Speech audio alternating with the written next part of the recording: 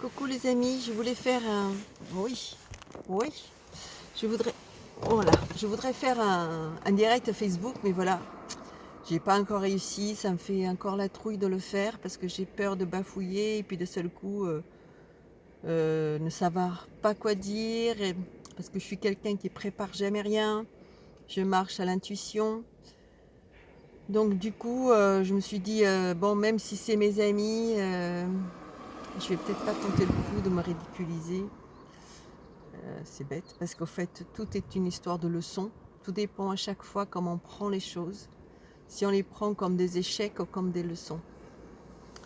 Et moi, j'ai tendance à prendre les choses comme des leçons, mais vous voyez, comme quoi j'ai encore un petit truc à travailler. Parce que là, ça m'a foutu la trouille.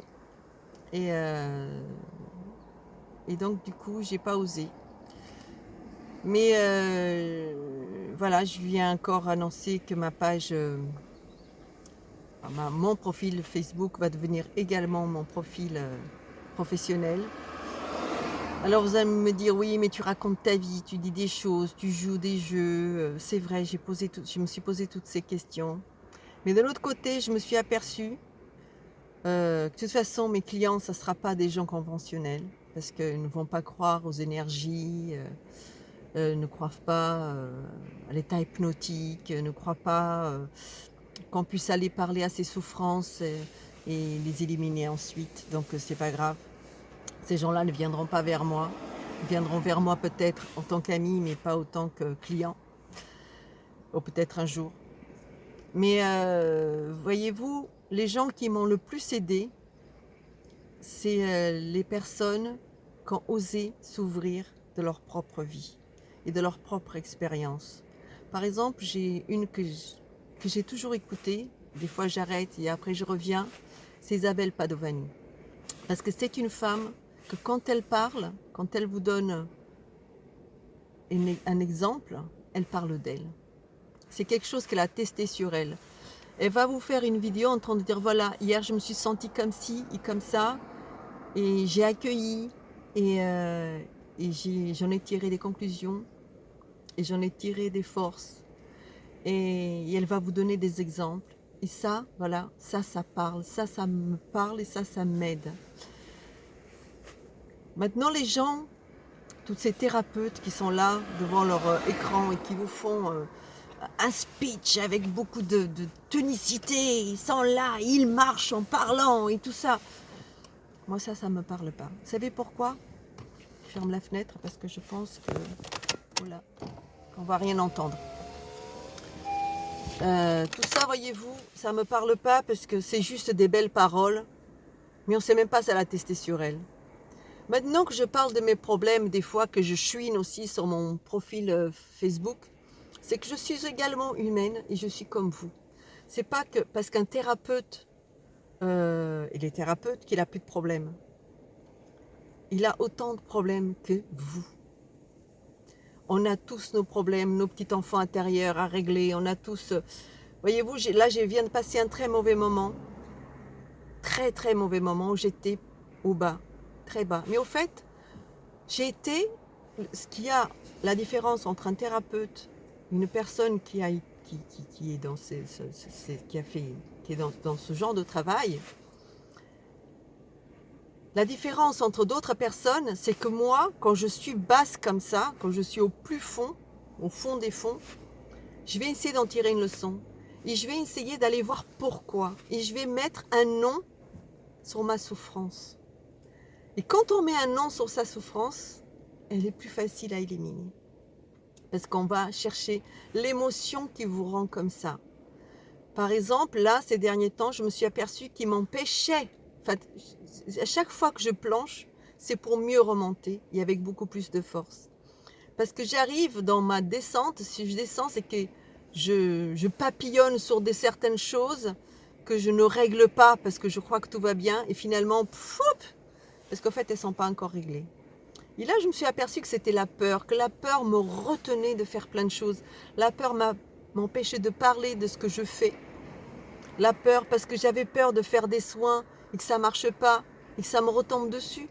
Que j'avais peur de ne pas être à la hauteur, que j'avais peur de ne pas y arriver. Et ces peurs, elles venaient de quelque part.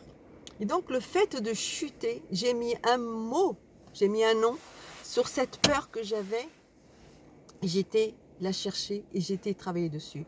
Je ne sais pas si j'ai déjà définitivement réussi à éliminer cette peur, mais une chose est sûre, c'est que voilà, j'ai réussi à proposer des soins, j'en ai fait, et il y en a qui ont marché très très bien, qui a fallu juste un soin et les personnes se sont complètement rétablies, qu'ils ont eu une pêche pas possible, qui se sont sentis super bien. Des gens qui ont eu des sens développés comme ils ne savaient même pas que ça pouvait exister. Et d'autres, bah, pas du tout. Parce que ces personnes-là, bah, ils ont d'autres choses à régler. Peut-être qu'il faut qu'ils mettent un nom, qu'il faut qu'ils suivent une autre sorte de thérapie, peut-être du FT, peut-être aller parler à sa propre douleur, savoir d'où elle vient. Et voilà, donc ça ne m'a pas fait de la peine, ça ne m'a pas touché personnellement parce que cette peur, j'ai réussi à l'éliminer, du moins en partie. Donc je sais que ça, c'est pas de ma faute, je sais que ça vient pas de moi, mais c'est un travail personnel que la personne doit faire. Maintenant, je peux l'aider. Je peux aider ces personnes autrement. Maintenant, il faut qu'elles le veulent que je les aide. Il faut qu'elles le veulent être aidées. Il y en a d'autres que ça a super bien marché sur le coup, qui ont vu des signes énormes chez elles, un moral beaucoup mieux, des signes dans leur corps. Mais peut-être qu'il faut encore d'autres soins énergétiques. Parce que quand on est très chargé, il faut plusieurs. Un seul, évidemment, ne peut pas suffire. Alors maintenant, on me dit, qu'est-ce que tu fais exactement? C'est quoi Qu'est-ce que tu fais exactement? Qu'est-ce que ça fait, ces soins énergétiques, ces harmonisations d'énergie? Alors, je vais vous donner un exemple. Par exemple, vous avez votre corps, d'accord? Et dans le corps, il y a vos veines. Il y a les grosses artères, il y a des veines un peu moins grosses, il y a d'autres petites, il y a juste des petits vaisseaux. Mais votre corps, si vous vous coupez, automatiquement, il y a du sang qui sort de n'importe quelle partie de votre corps, d'accord? Et bien, on a aussi l'énergie. L'énergie passe par des méridionaux, passe dans le corps, passe partout. S'il y a un canal, je ne sais plus, enfin bref, vous m'avez compris, qui est bouché, c'est comme le sang, quand par exemple il y a un caillot de sang, ben, ça va vous faire soit une varice, soit un arrêt cardiaque, enfin bref, automatiquement ça vous provoquera quelque chose. Ben là, l'énergie c'est pareil. Supposons que l'énergie est bouchée par une émotion, ou est bouchée par une peur, enfin ce qui est une émotion d'ailleurs, par quelque chose. Souvent c'est les émotions qui bouchent ces canaux, d'accord? Et les boucher. À fur et à mesure, c'est comme un tuyau d'arrosage, par exemple. S'il y a un bouchon au bout, d'ailleurs j'ai bien testé moi avec mes problèmes de tuyauterie à la maison, j'aime autant vous dire que je sais ce que c'est. Hein. Quand ça pète, ça pète. Et bien s'il est bouché, l'énergie ne passe plus. Or finalement, qu'est-ce que ça fait? Ça fait des dépressions, ça fait des maladies, ça fait vraiment plein de choses qui ne sont pas très bonnes pour l'humain, on va dire. Donc ces harmonisations, qu'est-ce qu'elles vont faire? Elles vont déboucher ce tuyau qui est bouché.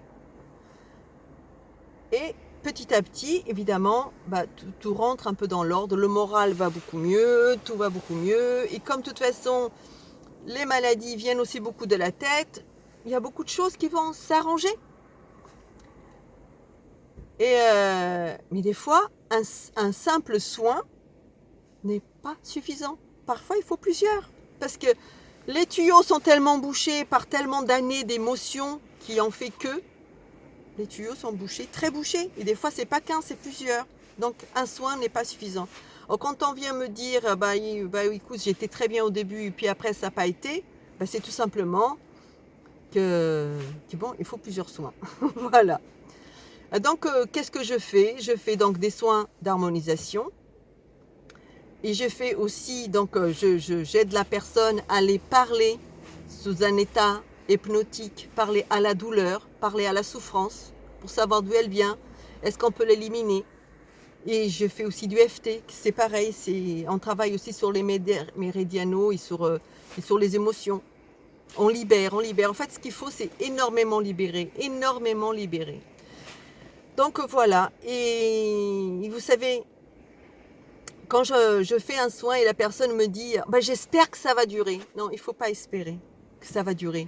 Il faut savoir que ça va durer. il faut aussi à chaque fois prendre chaque chose qui nous arrive pour une belle leçon. Et pas pour une galère, ou pas pour quelque chose de pas bon. Oh là là, ça m'arrive encore ça. Non, il faut savoir pourquoi ça arrive. Il faut en tirer toujours des leçons. Voyez-vous, il y a un jeune, c'est quelqu'un que je connais très bien, qui vient d'avoir une rupture. Et puis il me dit, oh là là, tu te rends compte, une année de gâchée. Parce que pour lui, c'était un échec. Et je dis, tu sais, faut pas que tu prennes ça pour un échec. Il me dit, quand même, une année. Je dis, qu'est-ce que c'est qu'une année? Je dis, même moi, ou même quelqu'un qui vient me voir après 50 ans de mariage, qui me dit, voilà, j'ai divorcé, je lui dirais que c'est pas un échec. C'est des leçons qu'on a tirées. Pendant ces 50 ans, ou ces 20 ans, ou ces 1 an de vie commune, ben, il y a eu des choses qui ont été bénéfiques. Déjà, ça a apporté à la personne une leçon de vie. Ça l'a fait changer, ça l'a fait évoluer vers le mal, vers le bien. Mais même si dans la souffrance, on en tire toujours des conclusions. Parce que souvent, quand on chute vers la souffrance, c'est justement pour voir qu'on n'est pas toujours dans le bon chemin. Et surtout voir qu'est-ce qu'on doit réparer chez nous. Et je lui dis, simplement, tu vois, cette année que tu as vécue avec cette personne-là, elle t'a apporté quelque chose. Tu en as tiré des leçons. Tu as eu des expériences. Tu as voyagé.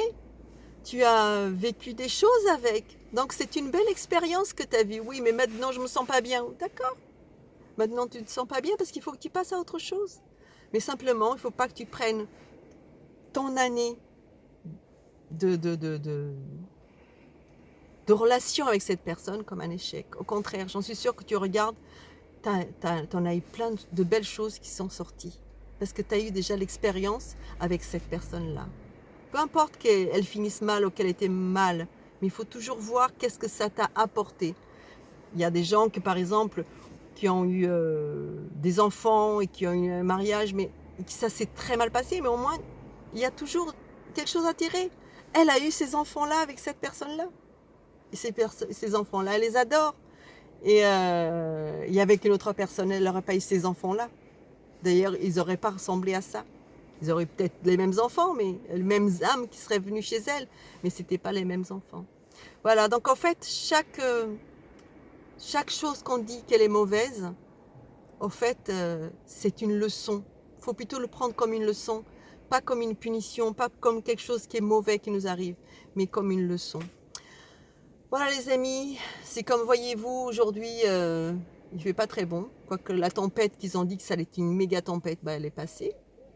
Hier, voyez-vous, je me suis mis dans mon lit et j'ai kiffé cette tempête parce que j'entendais ce vent qui était très très fort et à aucun moment j'ai dit ah, cette tempête. Non, non, je remerciais cette tempête parce que j'étais sous ma couette. Et ce matin, j'entendais la pluie, j'avais pas à me lever et c'était bon d'être dans mon lit avec cette pluie. Et aujourd'hui, bah, j'aurais pu aller me faire un petit déjeuner sur une terrasse d'un café. Mais bon, je me suis dit, bon, il fait pas bon, je reste à la maison. Et puis je me suis dit, si c'est pour éternuer et que le voisin fasse un bond en arrière, comme en ce moment, c'est catastrophique. Dès qu'on tousse, tout le monde se retourne pour regarder. Je trouve que c'est triste, au lieu de faire une union, je trouve que les gens se regardent comme des bêtes furieuses. Et c'est triste. D'ailleurs, je vais reprendre un post d'une copine qui disait... c'est pas très beau ce que je dis, mais c'est pas grave. En ce moment, c'est moins honteux de péter que de tousser. Ça m'a fait tellement rire. Il faut que je le sorte. Voilà. Et ben, je vous souhaite un bon week-end, les amis. Shabbat shalom à mes amis de chez moi. Et un bon week-end à tous les autres. Quoi qu'il arrive, je vous aime tous. Et à bientôt. Et la prochaine fois, j'espère pouvoir faire un direct. Bye bye.